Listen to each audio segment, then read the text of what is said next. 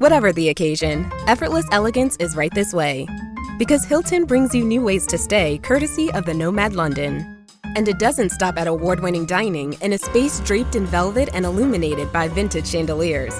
No, this day goes beyond with unparalleled personalized service and attentive hospitality. Oh, and did we mention the Nomad London can be booked using your Hilton Honors points at Hilton.com?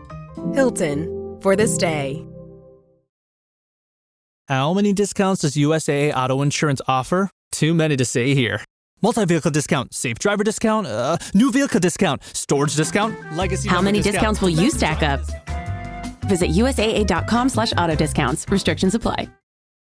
This episode is brought to you by Nespresso and Samra Origins by the Weekend Coffee Collection. Introducing Samra Origins. My collaboration with Nespresso is a connection to my roots, to my mother, Samra. Coffee that hits the right notes. It transports you. Crafted with unique notes and bold soaring flavors. Experience a taste that moves you.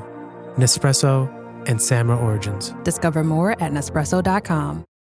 In 1981, Clash of the Titans hit theaters and enthralled many a viewer thanks to the amazing stop-motion work done by legend Ray Harryhausen. In 2010, technology had caught up and was finally able to meet the needs of a movie of such fantastical proportions. The acting? Well, that's up for debate.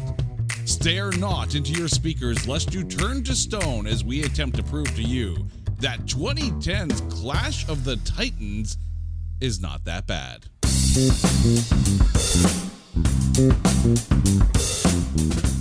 Welcome one and all to It's Not That Bad, the podcast that looks for A grades in B movies and a proud member of the Pantheon Podcast Network. Hello to all of our listeners in Sorel, Tracy, Quebec, and around the world. How are you guys doing? Okay, I have said on the show many times that there are a list of films that I watched endlessly on Canadian movie channels like First Choice and Super Channel over and over and over and over again because they were freaking awesome. At least I thought they were awesome at the time. One of those films was 1981's Clash of the Titans. So you can imagine the squee that came out of me when I heard that they were doing a remake. Little did I know. But it's time to go down that road because somehow a Clash of the Titans film actually qualifies. And here to join me in shock and horror, the fact that it does qualify, John from the Movie Lovers Unite podcast is back. John, how you doing, man? Welcome back. Thank you, man. I appreciate you having me. I'm glad to be here. Thank you for allowing me to go down this rabbit hole with you for Clash of the Titans for this remake. So now, when we were getting you back on the show, I tossed a bunch of movie titles at you. This one was on the list. So what made you want to pull this one out of that batch of films? And by the way, dear listeners, trust me, the other ones were horrible. This is a good one. Why'd you pick this one, aside from the fact that it's a good one? So the thing that, here's the thing. I remember in astronomy class in my senior year of high school, that was my first introduction to Clash of the Titans with the 1980s version of it. So I'm like, okay, this could actually be buffed up a little bit, cleaned up a little bit with some modern special effects. So going into, I actually saw this movie in the theaters for the first time, and then I never seen it again because I thought the original was actually better than this one. But we'll continue on this rabbit hole later on to tell you what I think about it at the end. But the reason why I picked it was because of the fact that I wanted to see if I remembered it as bad as I remembered it to be, and I was hoping that it's not that bad. That's pretty much why I was hoping. Because, when we go and see a movie, we have expectations of something. And then, and it doesn't meet our expectations. And so, therefore, this movie didn't meet my expectations then. But after that, I didn't even go back and rewatch it. I was like, okay, I'm good. I don't need to see it. And then after that, the sequel came out. And I'm like, why did I go back to the movies after seeing this one? But still. Yeah, there's a certain level of trepidation whenever Hollywood comes out. It's like, we're doing a remake of this film. And if that was in your childhood, core memory of movies that you watched, you're like, oh, this is going to be cool. Or it's going to not be. And you enter it with that level of worry of what the hell they're going to do with that property that you loved so much. There's a movie out there, and it was actually the directorial debut of Mark Hamill, called Comic Book The Movie. And the entire mockumentary was about this guy who loved this one comic book line so much, and it was, part of his family and something like that. And then like Hollywood said they were going to make a film, and he found out what it was going to be like, and he went ape, and it's a fantastic film. Mark Hamill was did such a great job as a director in that film, and the list of people who appear in it is insane. Like tons of voice talent, some of the best voice talent that's out there. I'm diatribing here, but that's because it's a Mark Hamill directed film and I love it. But people worry when their favorite films of the past get the modern day treatment. And this was that worry, because I loved this as a kid. And there's a list of movies part of me would love to see being remade. Others are like, don't touch it. Just don't touch it. Right. Like, dear Hollywood, if you think about redoing The Princess Bride. Oh, they're going to come out with torches. There's no way they're going to touch that. Oh, yeah. It'll be daggers at dawn at that point. Exactly. Especially with Back to the Future or Jaws or somewhere like that, where those movies don't need to be touched. That's how I feel about it. Yeah, no. You do not try to perfect perfection. It doesn't work. Exactly.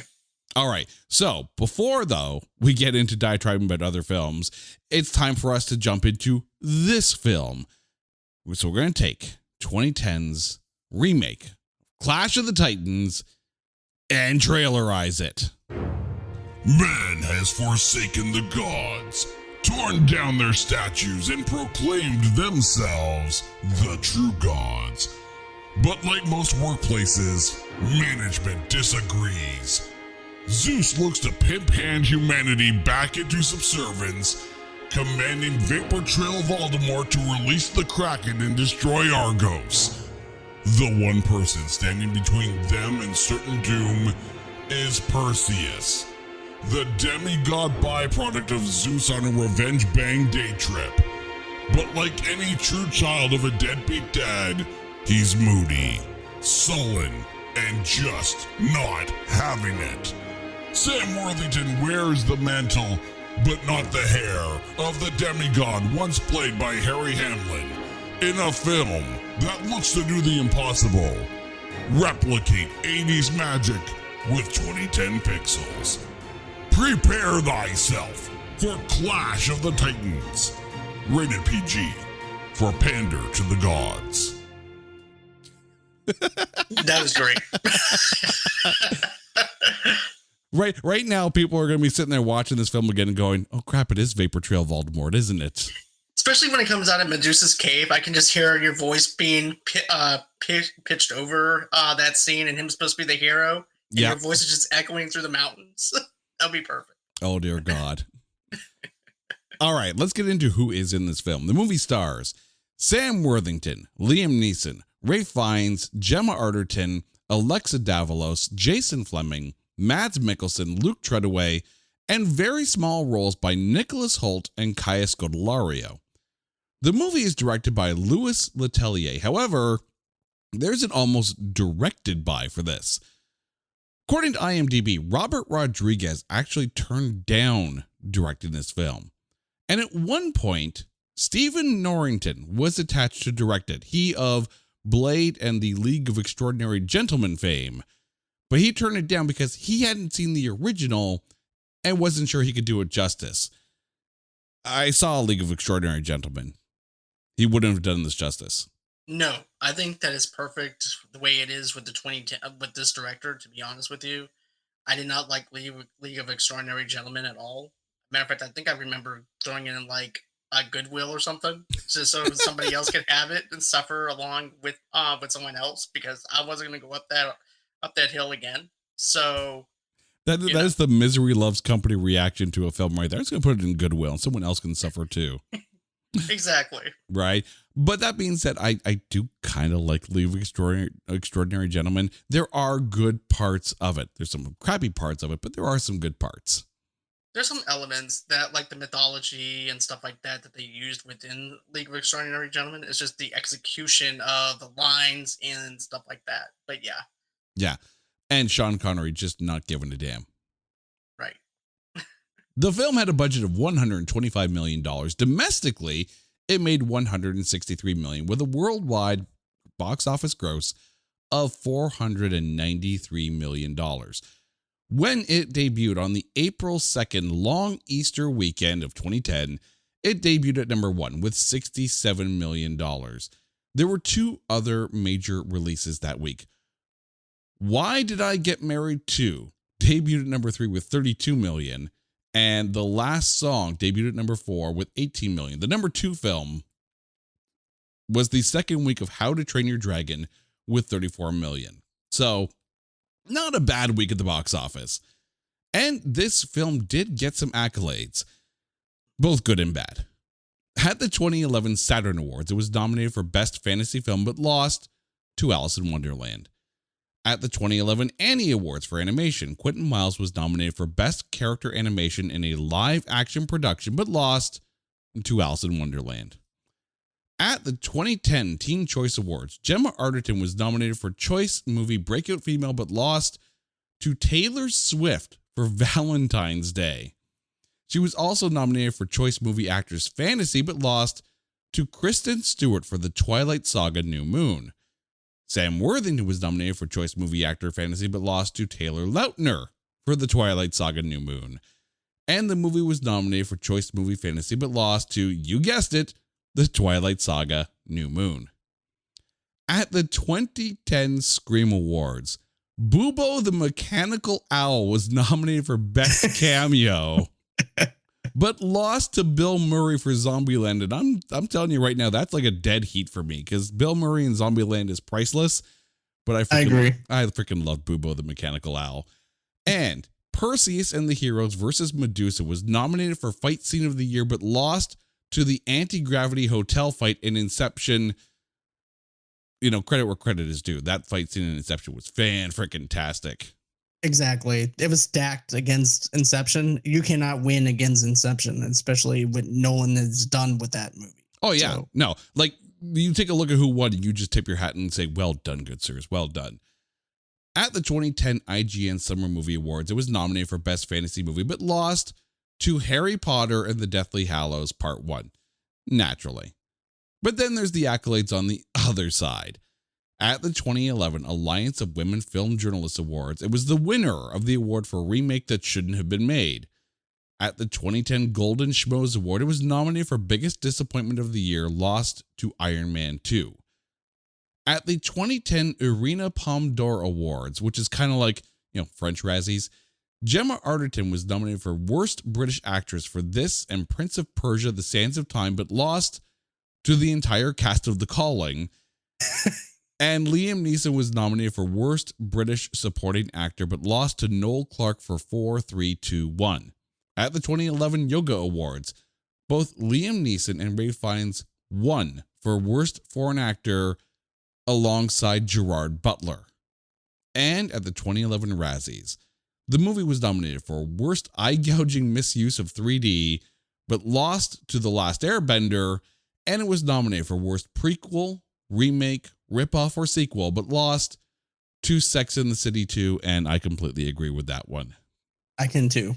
I can definitely understand why. The thing is, I remember seeing this in the theater, and I don't remember the 3D being as bad as people make it out to be. Now, Louis Letellier did say that the studio forced the push to 3D, like the transition to 3D, even though it wasn't filmed 3D, and he felt like the movie was kind of taken away from him. There's only one movie I remember being really bad as far as 3D goes in the theater, and that was the remake of Conan the Barbarian that starred Jason Momoa. That was rough. That was a rough 3D edit.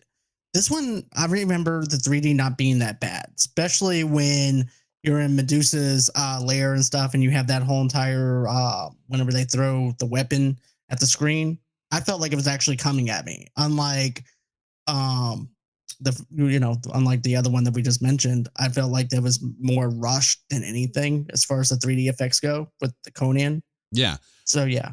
Oh yeah, and even the scene where Perseus is trying to turn the crack into stone, that scene was fantastic in the theaters. But the reason why we are here, and not because we have fantastic taste in films, are the critics. At Rotten Tomatoes, the film has a tomatometer of 27% with a popcorn meter of 40%. At IMDb, it sits at 5.7 out of 10 stars for a 57% rating. At Metacritic, it sits at 39%. At Letterboxd, it has 2.5 stars out of 5 for a 50% rating. And at the Movie Database, always the ever gracious Movie Database, sits at a 59%, giving this film an aggravated aggregate of 45.33%. So, John, before we get into the breakdown here, we've got a range from 27% to 59%. Is this film in that range? I feel like that it could actually be buffed up a little bit more. I feel like that it could go for like after watching it, I would have to say at least maybe a 35% on the on the tomato. Yeah. Thing. Yeah. Yeah, I might be a little bit biased here. I think it's actually higher than the highest score of 59%. And I say that knowing that this film has problems, especially if you loved the original. The new McCrispy Strip is here. Dip approved by ketchup, tangy barbecue, honey mustard, Sprite, McFlurry, Big Mac sauce, double dipped in buffalo and ranch, more ranch, and creamy chili McCrispy Strip Dip. Now at McDonald's. Ba-da-ba-ba-ba. This episode is brought to you by Indeed. When your computer breaks, you don't wait for it to magically start working again. You fix the problem. So why wait to hire the people your company desperately needs? Use Indeed's sponsored jobs to hire top talent fast. And even better, you only pay for results. There's no need to wait. Speed up your hiring with a $75 sponsored job credit at Indeed.com/podcast. Terms and conditions apply. Jif peanut butter. It's that jiffing good, it doesn't really need advertising. So instead, enjoy the calming sounds of the ocean. Jif. Ooh, it's that jiffing good. Get your Jif at Jif.com. But let's get into the breakdown of this. Okay. We start with Sam Worthington, who played Perseus. Your thoughts on him? I thought he did good for what he had in front of him, though. I know that the script is not the best script, but he did what he could do with it. I actually asked my wife while watching this, I said, do you believe that he is who he says he is as an actor who's playing this character? She's like, he's okay. I'm like, I think that he actually embodies who he is. It's just not having the hair to go with the Greek mythology and that physical build in a sense for it. Because I liked him in Avatar. It's just, as far as the look, it doesn't have that Greek kind of look to him. But for what they did with him, I actually believe that he is actually Perseus. I actually believe in his character and his acting ability to be able to make me believe that. So I'm definitely sold on him as an actor doing that. Yeah, I mean, the year prior, if you had told me that there was going to be a Transformers film and a G.I. Joe film out in the same year, and that I would like the G.I. Joe film more than the Transformers film, I would have laughed. And in that same year, if you told me that there was a Terminator film and I was going to like that more than the other two, I really would have laughed. But that was Terminator Salvation. And you damn right, Sam Worthington was really good in that. Even though, again, that film has a few problems here and there. Right. But I don't think that's on Sam Worthington. Now, here's where we have to put the big asterisk on things. Because while the beats are similar to the original film, the motivations are very different. And some of the personalities are different. This is not the Harry Hamlin Perseus. The Harry Hamlin Perseus is optimism and positivity and nobility. There's a big nobility to Harry Hamlin's take on the character. Here, it's almost like everything he's doing, his quest to save Argos, is out of spite for what he is. And it's like he doesn't want to be who he says he is. He's like, he wants to be a man, but yet he can't be a man because he's a dummy god. So It's like he's trying to contradict who he is. Yeah. It's like us saying we're not awesome when we are. Right. It's one of those things. But when you do this out of spite, right? When you do this out of, in essence, doing the same thing that the people of Argos are doing, they're defying the gods and they're defying their role in life as set out by the gods. Just because he's a demigod doesn't mean he gets to sit there and say, "You can't tell me what to do, Dad," which is kind of what it feels like. That's right. I actually feel that, it's like, okay, well, Zeus is my father. Okay, so I'm not going to end up obeying anything that Zeus has to offer or anything like that. It's like he's saying he's not my father. This man who adopted me in is my father. Mm-hmm. And this guy's basically just went out for a couple of cigarettes and just left me here. Yeah. But that's the way I actually saw how he was picturing Zeus. It was like, I know he's the god, but he's not my father. And yes, I have these abilities, but I don't want to have those abilities. I want to be human. And you're right, the motivation is just not there. He's just not trying to embrace it right then and there. He's just trying to embrace the human aspect and not have the godlike aspect to it. Yeah. In the original, it is very much man, even though Perseus is a demigod, it's man versus Titan, really, at that point. Even though you could claim that a demigod is sort of pseudo a Titan because of just who he is and what he represents. This is maybe it's because of the times, right? Mm-hmm. Maybe it's because back in the 80s, heroes were heroes and nobility was nobility. We're talking about a time when Christopher Reeve was Superman, and that is the best Superman, period. Flat out, boom, no question, mm-hmm. right? Right. Harry Hamlin was a Perseus of the time. Sam Worthington might be the Perseus of this time, but I don't know if that serves those who loved the original. Right. It might actually serve the new generation who would actually appreciate this more compared to what we had in the original. But I also feel like it's showing vulnerability, which is something that, like you mentioned, with Christopher Reeves, they didn't really show vulnerability with Superman or even the original Perseus either. It was just all about, I have the physique, I can take down anything, no one can stop me kind of mentality. Well, this kind of humanizes him in a sense of, I don't want to be a god, I want to be a human, and it makes him question his own inabilities of who he is. Yeah. Instead of him accepting anything. Yeah, I mean, it matches the tonality of the film that they put, even though the story is kind of different. So I think he works in the part, and I don't think it's too far gone from the original, but there are other parts that are so far gone that make it hard to take it in, like Liam Neeson as Zeus. Yes. Right? Like, I was getting ready for him to say that he had a special set of skills. I was getting from Taken. I was ready for him to say, look, I have a special set of skills. I will strike lightning if you do not do what I tell you to do. It just felt like he was out of place in this. He just didn't feel like a god, because here's the thing. I'm expecting him to tower over him. Yeah. There's nothing to show any kind of strength or anything to show his dominance over his own son. It's like, okay, hey son, how you doing? I'm Zeus. Okay. Hey dad. Nice to meet you. I haven't seen you since 3000 BC. How are you? What's life like? I mean, admittedly, Liam Neeson is a better Zeus than Russell Crowe was in Thor: Love and Thunder. I can agree. There was no flicker. We don't do the flicker here. And he did nail the release the Kraken line. Like, that is, yes. Every Seattle hockey fan right now is like, yes, Liam Neeson, yes. But the thing is, the original, let's kind of go back to it. The original is played by Laurence Olivier. Zeus used Perseus almost as a proxy tool to undo the spiteful acts of Thetis because he couldn't actually intervene himself. So Zeus was giving him, the invisibility cloak and the shield and the sword. Like, so Zeus was helping Perseus, and it made sense. This Zeus is an asshole. He does.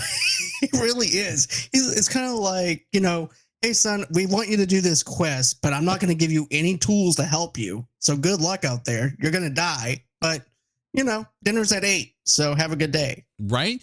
And here's the interesting thing. Zeus is commanding Hades to release the Kraken upon Argos because they have forsaken the gods. So already, he's the one who's calling the shots on this happening. But then he goes over to Perseus saying, here's how you're going to actually stop me from doing the things that I said I was going to do. And then I'm still going to do it anyways and whatever, because, God things. And the fact that, he did come down and take on the image of King Acrisius in order to be able to knock up his wife, the queen, and give birth to Perseus. Like, really, you are taking any kind of likability out of Zeus, because that's the thing. The Laurence Olivier Zeus in the original Clash of the Titans, and I know I'm going to be drawing these parallels, but it's a remake, so we can't avoid it.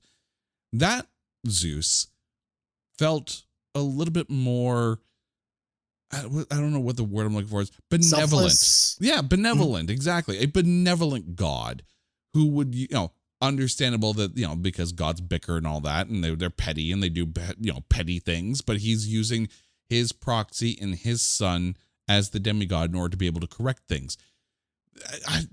I don't know what the hell this Zeus wants. I want to destroy Argos because I'm mad, but I'm going to get Perseus to help because I'm a good dad, but I'm not a good dad because I kind of, and then I'm going to say, no, but I'm not going to help you, stop me from doing me things. Make up your mind, Zeus. Exactly. It's like either I want my son to help me or I don't. It's like crap or get off the pot. It's so complicated. He's making himself overcomplicated than what he needs to be. And it's like, okay, well, I want to destroy these humans because they're not worshiping me anymore. But if I have my son on my side and show them, hey, look, if you follow my son, you might actually get redemption for following my son. But if you don't follow my son, you're still going to get killed. So it's like even the people are also screwed, just as Perseus is also screwed. Yeah, it's like Perseus is a puppy and Zeus is the owner going, come here, go away. Come here, go away. Come here, go away. Make up your mind, Zeus. Make up your mind. They had the right actor for the presence, right? He had a regalness to him. He looked like Zeus. They got the right guy. They just didn't have the right characterization.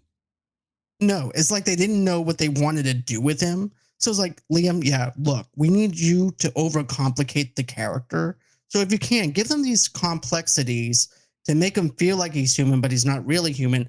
So am I a demigod just like my son, or am I a god? Yeah. Because it seems like I'm also doing the same parallels as my son is doing.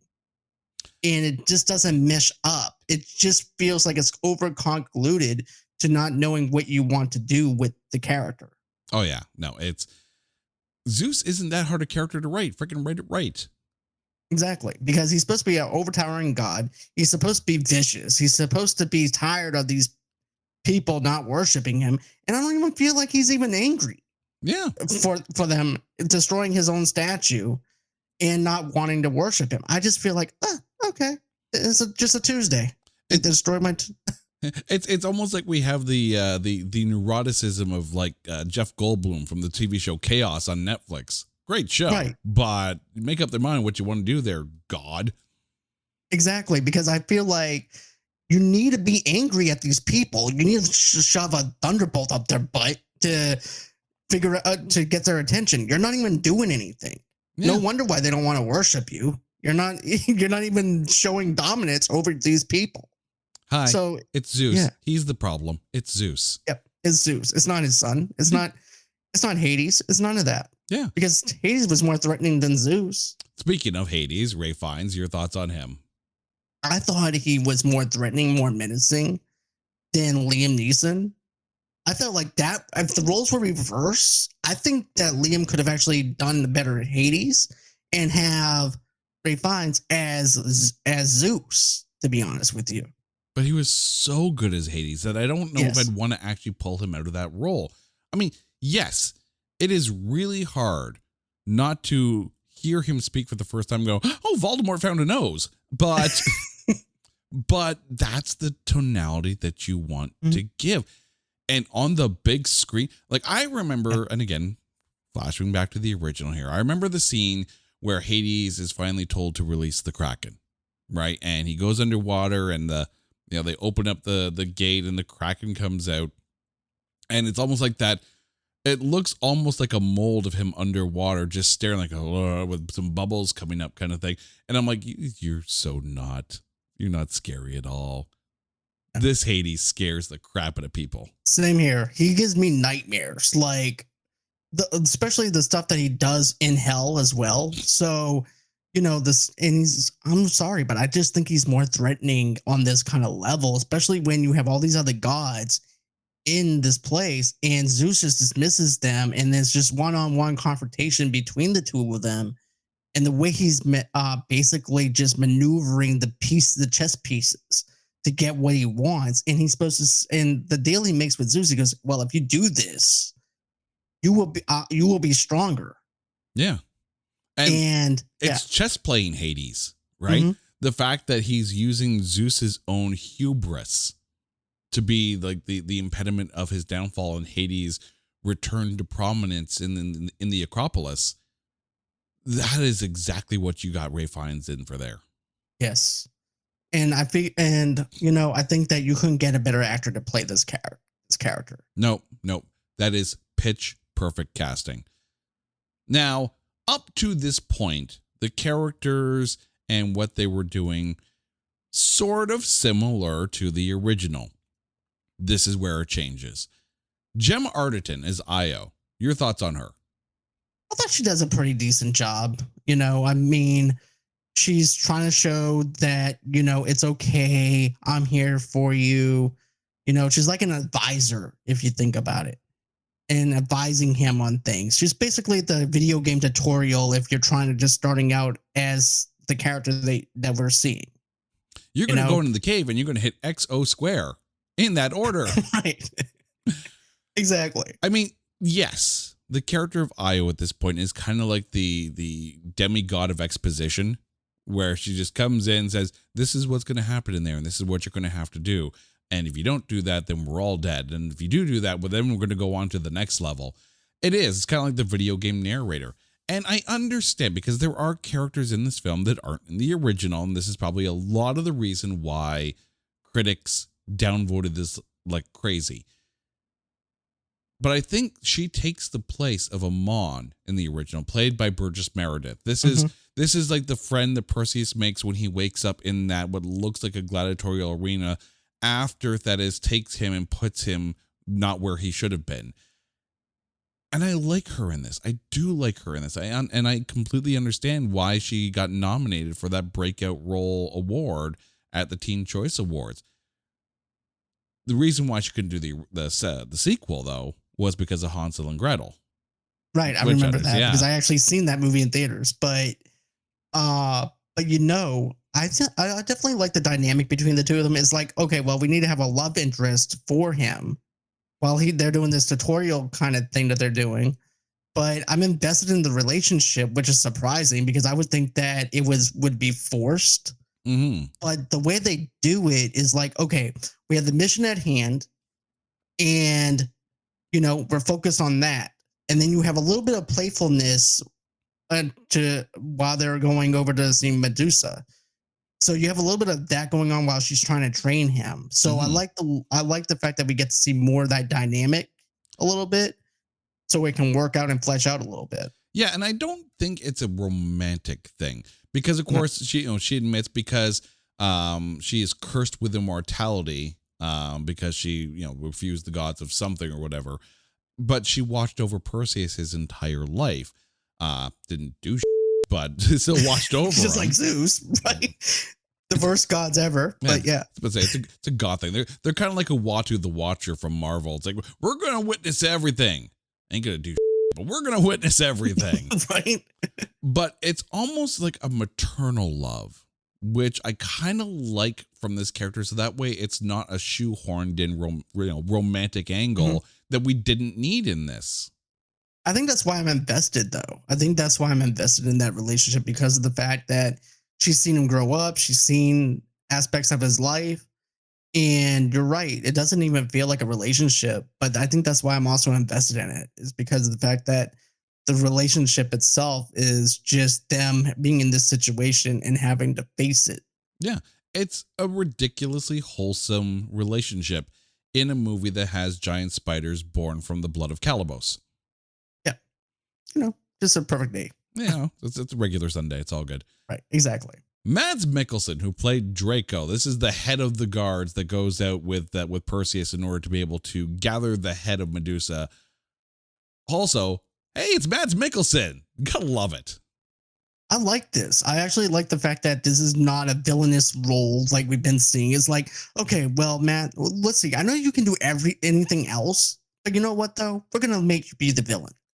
This was before he became typecast as that go-to for a villain role, and it just shows that he can do and embody being a hero. And I love it. I love everything about what he's doing in this. I love the character. I feel invested into him. Anything with him in it, though, I'm invested in. So he embodies any time that he actually is on screen, he does what he has to do. Yeah. And it's unlike the original, right? Where it felt like Perseus was kind of sent out on his own to do everything all by himself, like a very solitary quest and very much the hero's journey kind of mold of a story. Here, because Perseus we don't know if he's got a fighting background. We know he's a fisherman. We know he's a very good fisherman. We know he's strong because he's got to do that. But he's not a warrior. He's not a fighter. He's not a master swordsman. He just happens to be a demigod. So it makes sense that they send him out with a team in order to be able to do this, in order to save Argos. This makes sense. And I like the fact that we have that scene where Draco is teaching Perseus how to fight, because it establishes the fact that Perseus isn't a natural fighter. God-given talents, yeah, no duh, but Draco becomes the mentor, and again, humanity taking more of a father role than the godfather that isn't there. Yeah, I can definitely see that, and I'm glad that, it's not that typical thing of like, I'm a warrior, I can fight. But with this, it's like, okay, I'm trying to be a human, but I'm also a demigod, like we mentioned. But it's like, okay, well, I don't know how to wield a sword. All I know is how to fish, and that's it. It's like, well, since you're a demigod and you don't know how to fight, we're going to send some other crew out there to help you alongside. Otherwise, we're not going to be able to do what we need to do. Oh. So I like that. I like that aspect of it. Alexa Davalos, who played Andromeda, this is the princess that was deemed to be the sacrifice in order to atone for their defying of the gods. Your thoughts on her? I thought she was okay. I mean, I didn't really feel like any kind of connection towards her that much. It's just, you know what I mean? It's just like, okay. She's not really, it doesn't have any layers to her or anything like that. It's like she's just there to be damsel in distress. See, I saw something different in Andromeda in this one, and let me spew this out here. Okay. So throughout the time leading up to the point when the Kraken is about to be released, they are constantly showing Andromeda caring for the people of Argos. She is a princess of the people. She is there trying to help. They heap all of this positive, helpful, good Samaritan, like all the things you want out of a princess of the people, which then adds the weight of this ultimatum that Zeus gives Argos.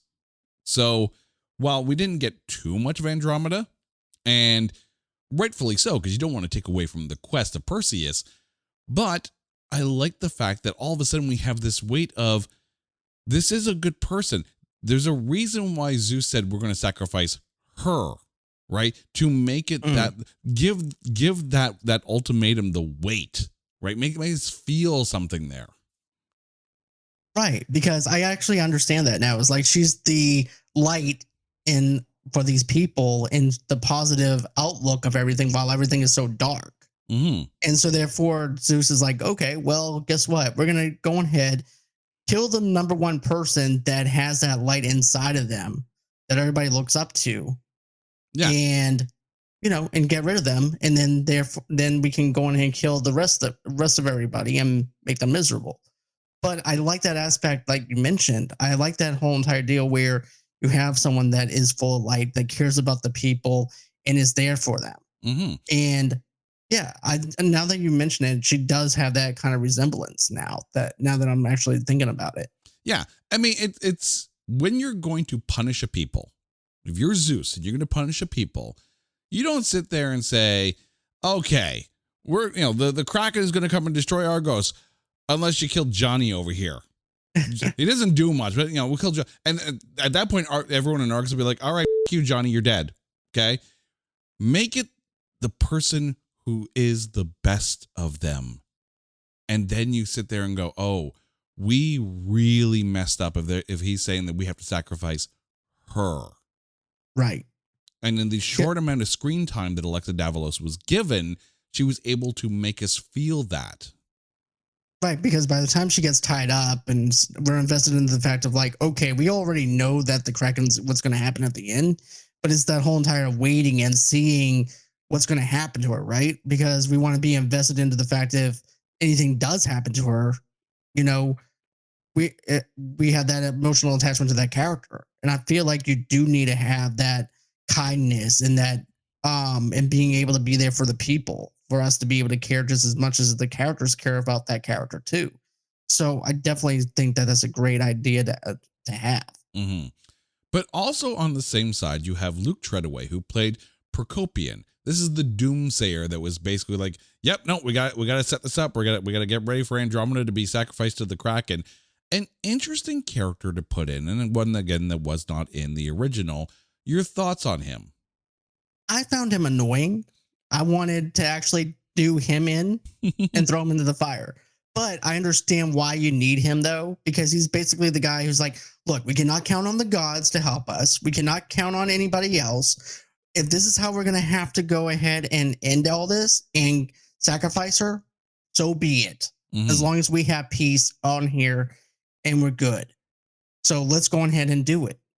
So I understand from his level and his standpoint. It's like, in order for us to gain peace, we have to sacrifice the purest of the pure to have peace. Mm-hmm. I also like the fact that he is a little manic because he represents the fear of the people, right? Mm-hmm. A person can reason with things and kind of keep things in check, but a people, they're going to freak out in numbers. And I think Procopian is very much the embodiment of the fear of Argos. To the same token as well, you found him annoying. And yes, he is a little bit annoying, and that's exactly what he was there to do, which means that when he does actually get his comeuppance and he, again, spoilers like a mofo, he finds himself killed because of the Kraken, you're like, yeah, squish that little bug. Right, exactly, because we're like, okay, we already know what's going to happen because our hero's on his way. But the people, like you said, everything's chaotic down there. They don't know what's going to happen. All they know is like, okay, we're panicking. We're frantic. If we need to go in and sacrifice her, we need to sacrifice her now and be done with it. And it's all, like you said, it's that panic and the emotion of these people and not knowing what to do, not knowing what to expect because we're human. So therefore, we're going to panic and react differently than what gods do. So why not going ahead and do what we have to do? But when he gets his comeuppance and everything, I was actually happy. I was sharing all the way through that, though. That's the thing, dear movie listeners. Like, if you're watching a character and you're like, man, this guy's an asshole, I can't wait for him to get his comeuppance. Odds are he's going to get his comeuppance in the film, and you're going to love every minute of it. Exactly. Jason Fleming, who played King Acrisius / Calibos. Slightly different take from the original, but your thoughts on him? I thought he was okay. I mean, I wish that there was a little bit more to him, but I do care about him on the screen whenever we're going on this adventure and being invested in his character because I think that he did a great job of trying to draw me in and making me care about him. There's an interesting thing about Calibos in the original in that the princess cannot marry, right, until like the Kraken's defeated kind of thing. And because of the curse put on her, because of Calibos, it's really deep in. Calibos became almost like not necessarily an anti-hero, but definitely a sympathetic villain, a sympathetic monster. And the portrayal of Calibos in the original made you sit there, and he was almost Shakespearean in the original. Here, he's just a disfigured dude who happens to be super strong and given power by Hades in order to be able to try to stop You make him. Perseus. It kind of humanizes the goons a little bit, right? Mhm. It kind of makes it where we feel bad for him. He's disfigured. He's under the control of Hades. And also too, it makes him not feel like an Igor kind of character. It makes him feel like he's doing something versus it being like a Shakespearean kind of feel to him from the old one. So I definitely like the fact that they gave him more to do Yeah. with this. So I definitely like what they pulled from it, because I was like, oh snap, okay, so what's gonna happen here? Because of the fact that you just gave this guy a lot of power Mm-hmm. too. So I'm feeling threatened right now. Yeah, they increased the physical presence of Calibos in this film, but in doing so, I think they took away from the, for lack of a term, the poetic nature of the original Calibos. And I don't know which one should have been here. The original one, Calibos, felt like almost like a nemesis to Perseus, a constant, ever-present threat. Here, it's like, okay, he's there, and then he's not, and he's kind of annoying, and he's definitely a boss level villain, but not the final boss. No, he's like mid tier. It's like, okay, this is the one that you have to defeat before you get to the main boss, right? Yeah. And I think that my question is this: do you think that they should have pulled from the '80s version and mesh it in together to do it like a combo? Well, I think my problem is this. I mean, yes, Zeus comes in, makes himself look like a Chryseis, knocks up the wife, right? And then all of a sudden, Chryseis becomes Calibos, and that feels, again, it goes back to the nature that Zeus is an asshole in this, and it's hard to find people in here to feel good about. Io, we care about, right? Io is, the overseer, like the protector of Perseus. Andromeda is the protector of the people of Argos. We like her. It's all good, right?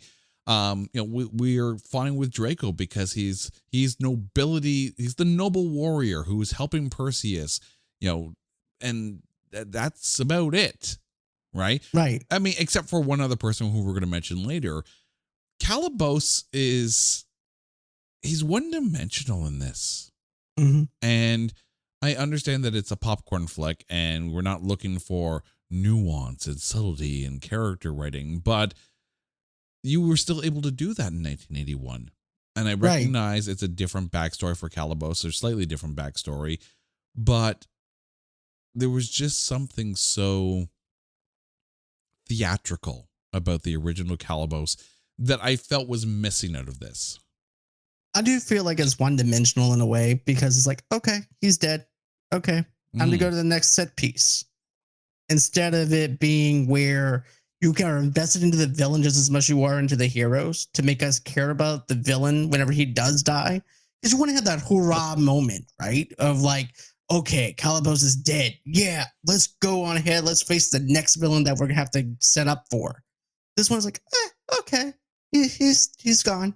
Okay, that's cool. I just thank God that we don't have like the Black Adam score in this, because the Black Adam score felt like it was literally video game music. Like, fight's done, and all of a sudden we get this like successful music score. Like, you may as well just put the Mario theme in. Do do do do do do do do the dungeon, and yeah, I gotcha.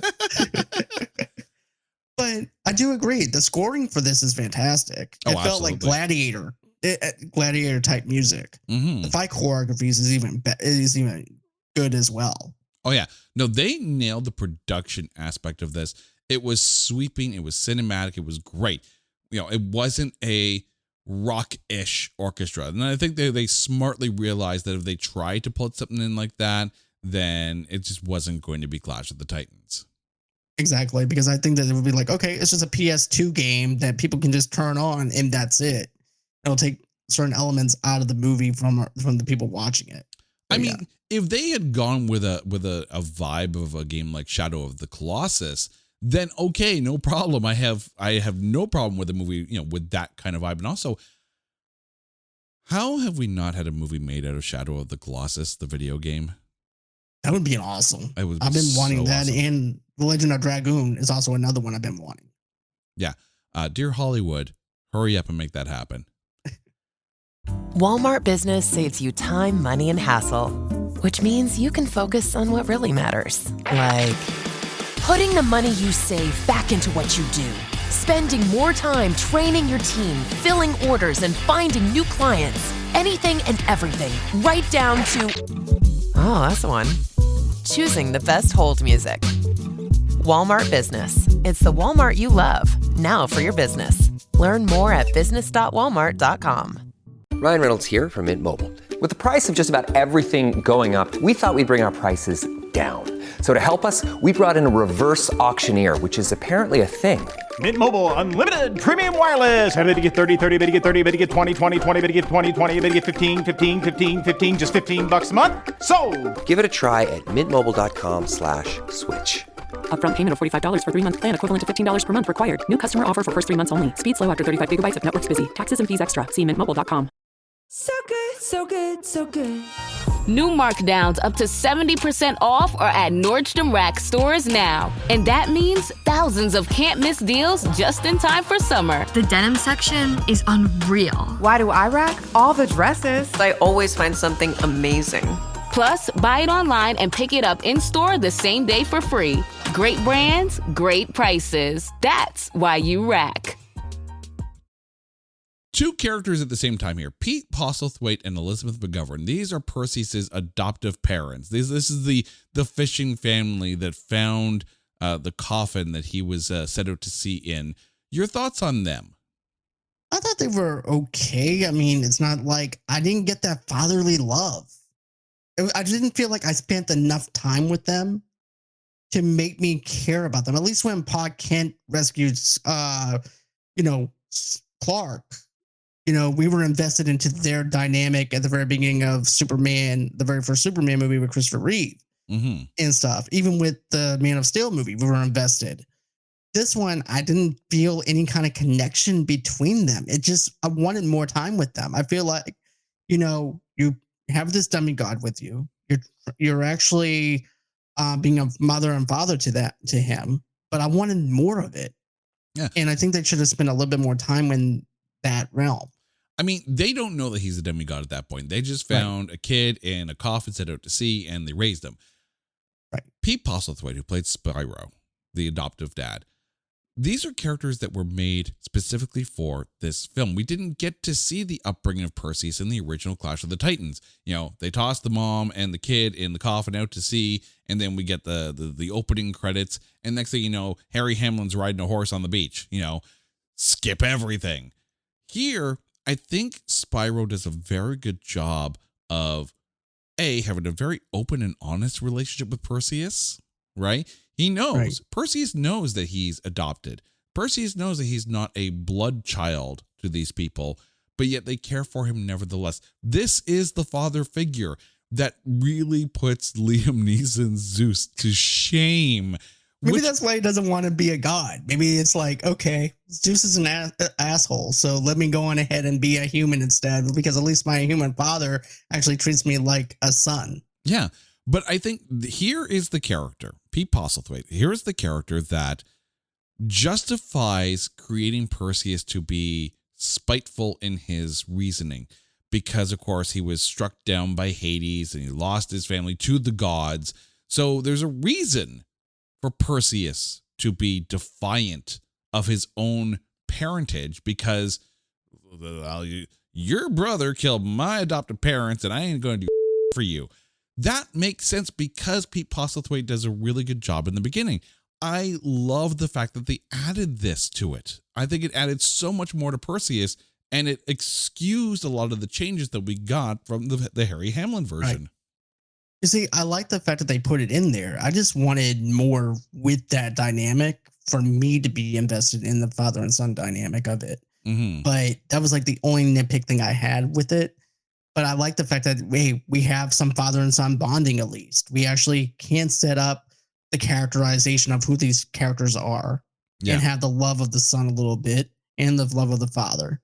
So I like that. I just wanted a little bit more. I don't know. I guess I'm spoiled. I wanted a little bit extra. You know? But I mean, that just lays it out right there. If you want more of those characters because those characters are great and you want to spend more time with them, but that also makes their death a really good death scene. Like really, the fact that they went down with the boat after Hades tipped everything over and Perseus can do nothing to save them. And you got like the hand coming through the hole in the boat. I'm like, you know, like it's right. A great death scene and it scars Perseus. So again, that entire setup, you know, the upbringing of Perseus, that entire setup justifies everything they did to change the character from the original. I agree. I agree with you on that because I did care about whenever he does die. And it made me heartbroken for Perseus because of the fact that, you know, his dad just drowned and he couldn't do anything about it.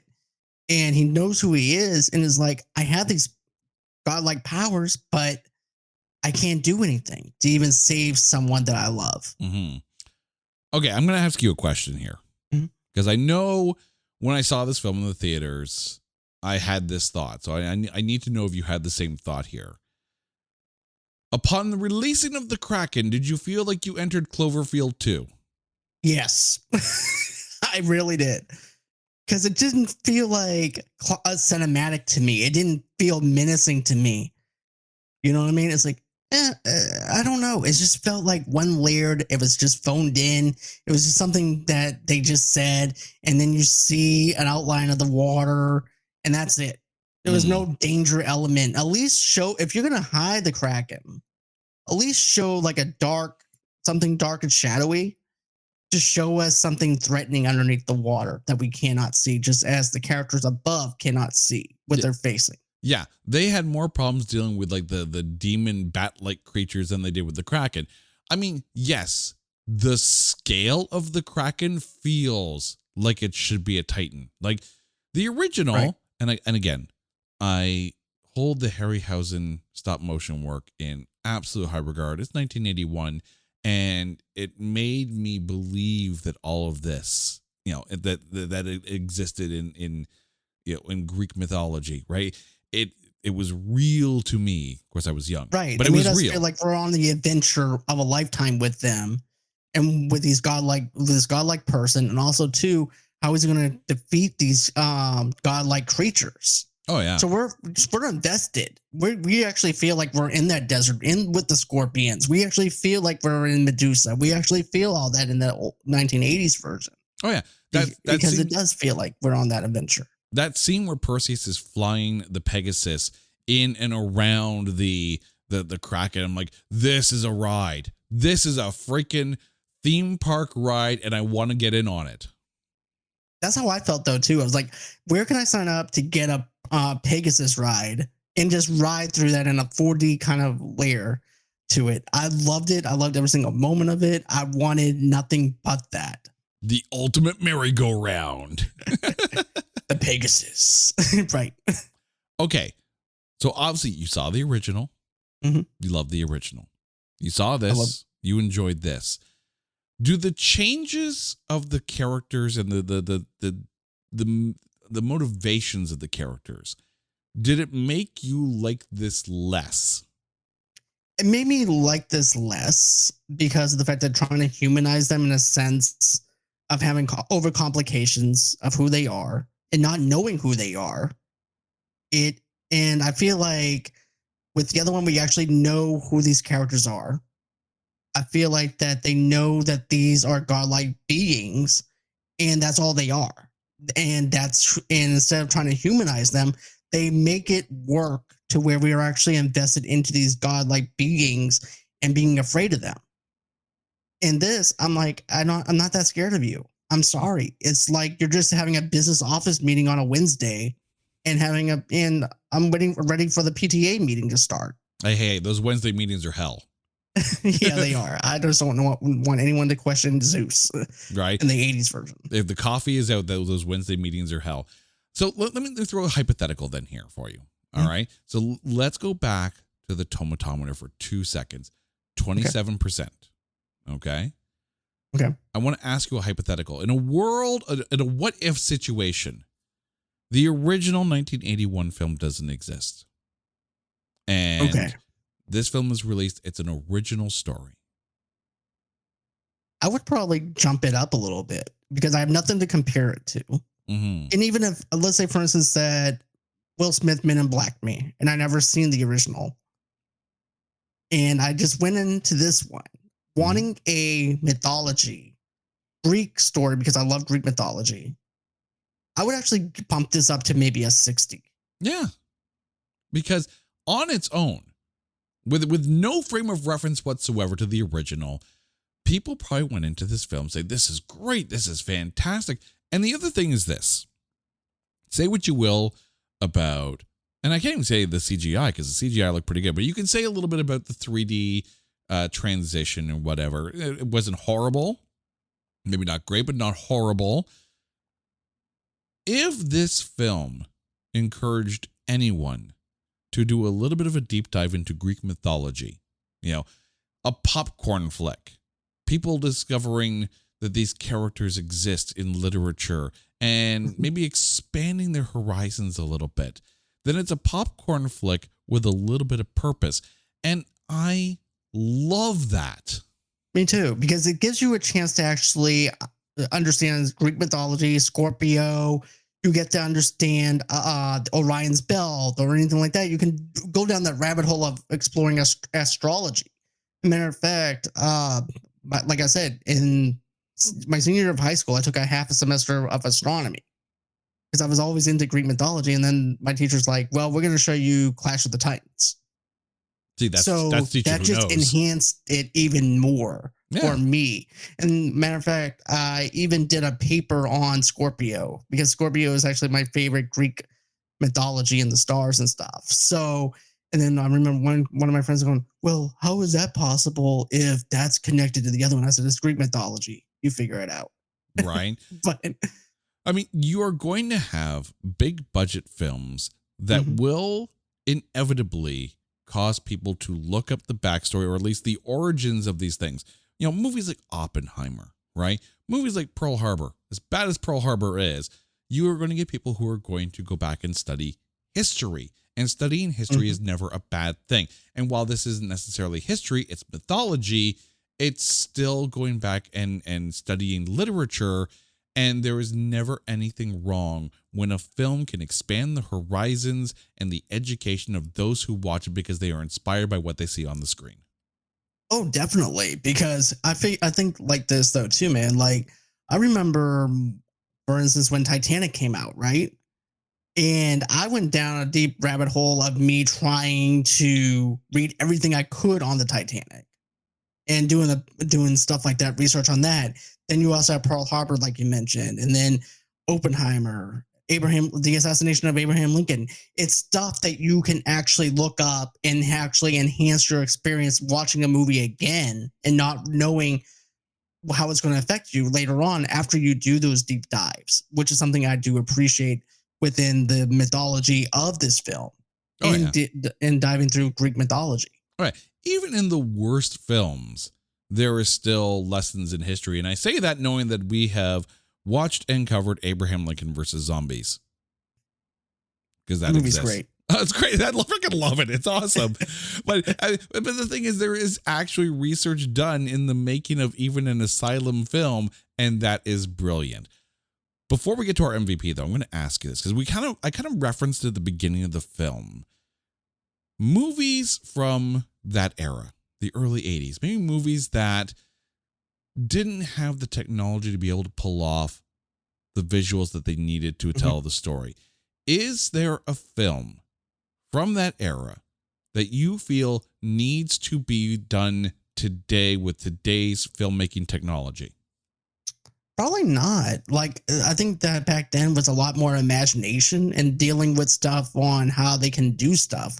Toy models was actually a perfect way of actually making special effects and stuff like that for that time. And it still holds up. Some of the stuff still holds up today by today's standards in a sense. But I don't know. I don't think there's anything that I would really have to say that they could do. But I would love to see, even though they're doing a Masters of the Universe movie, but that would be the one that I would say that they could remake because I want a space opera mixed with Star Wars, mixed with mythology. I want all of that. But you don't want some little alien making like some music making portal device with it? No? No. I don't need that. There's one movie, and we have covered it on this show before in a past episode. There's one movie, and I think it was released in 1980. It's The Black Hole. Okay, I've never seen that one. Here's the film. This is the second ever film that Disney made with a PG rating. And you go back and you watch it, and yeah, some of the models and some of the robots are a little janky, you could say.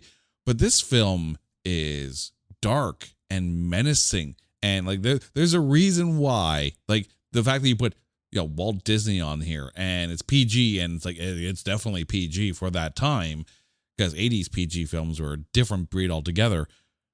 But yet there's a fascinating story in this film that I would love to see done today. Okay. But let me tell you this. This just came up to me and everything too. I would like to see a remake of like The Navigator. Okay. Yeah, I can easily see that. Yeah. Yeah, because I remembered my wife was like, "What the hell are you watching?" I said, "I'm watching The Navigator." Oh, okay, I like that movie. I'm like, okay, let's watch it. And then I'm looking at the space shuttle. It looks like a seashell, and it's not as great as I remember it to be. Oh, you know what movie would benefit greatly from new, filmmaking technology today? The Last Starfighter. Oh yeah. Like, okay, the spaceship in that and the video game technology and that would look so good today. And you don't even have to change the story at all, because how many video games out there, especially with, well, you didn't read the terms of service, so we're going to take you up into space so you can battle these aliens. That the story is there to be told in a modern way. Why is The Last Starfighter not being remade? Of any movie that's being remade, why is The Last Starfighter not on that list? I feel like that movie's underrated to the point where, you could pull on new audiences for that. Oh, yeah. And yeah, I think it'll be great. Especially with the gaming communities that are out there today. Like, you could base it on freaking Roblox and yes. it would make sense. I just feel bad that we can't talk about it on this show because it sits at a 76% tomatometer, rightfully so. But I think this is a film that would totally benefit from today, and even a remake, if done right, would not be poo-pooed. I agree, 110%. All right, John, it's time to get down to the business of this show. Who is your MVP of the remake of Clash of the Titans? So I'm not going to go with Liam Neeson. You know what, though, man? I want to go with Ralph Fiennes. I don't blame you, man. I mean, come on. Hades, he's menacing, he's threatening, he's doing all these chess pieces, maneuvers, trying to convince Zeus that he would have power whenever he won't, and everything's. And the way he actually says this gives me goosebumps, man. I'm even having goosebumps right now thinking about it. But when he says, "You stupid fool," basically. That you don't have no power here. All that power is for me, and you're thinking that you're going to get power? No. Yeah. So mine is going to be Ralph Fiennes. You know what? I absolutely wholeheartedly agree with you. He is my MVP as well. But I do want to give a shout out to Alexa Davalos as Andromeda, because in the short amount of screen time that she had, she created a character that created dilemma and consequence and gravitas. But we're talking about Vapor Trail Voldemort here. And really, he understood the assignment so well. And if anyone was served better from the original with this script and this performance, it's Hades, hands down. John, thank you so much for this. Now, please remind our listeners all about the Movie Lovers Unite podcast and where they can find you out there on the interwebs. All right. So basically what I do is I strip away the nostalgia. I'll do a nostalgic rating at the very beginning, and then I'll strip away the nostalgia and we'll give you a modern day rating. Matter of fact, we're going to be doing our Man of Steel review, part of our Superman rewatch reviews that we've been doing on the channel. Matter of fact, our Superman 3 review is actually dropping tomorrow. So we have that going on. We have a lot of stuff here at Movie Lovers Unite. Go ahead, check me out on every single podcast you can think of, wherever you guys get your podcast from. I mean, it's great. I had Jason here with me doing Heat. So yeah, check me out. I promise you're not going to be disappointed. Check me out on YouTube. Check me out on Spotify, Apple Podcasts, and of course TikTok, Instagram, and all that good stuff. You forgot to mention modern day classic Heat, because that film is the absolute bomb. John, it will not be long before we get you back on the show. You are always welcome here, no matter what. Thank you, Jason. I appreciate being here. Thank you again for having me. And to you, our dear listeners, well, you guys know the drill. If there is a movie out there that you think is unfairly maligned, or is just so bad that there is no way in the Acropolis that we can find anything good to say about it, hit us up on social media at NotThatBadcast, or go to our website at NotThatBadcast.com. And while you're there, make sure you bookmark the page, because before you realize it, we are coming up to our 4th year anniversary, which can only mean one thing: the return of grading on a curve. Until next time, he's John, I'm Jay. You guys are awesome. This is It's Not That Bad, a proud member of the Pantheon Podcast Network. Take care.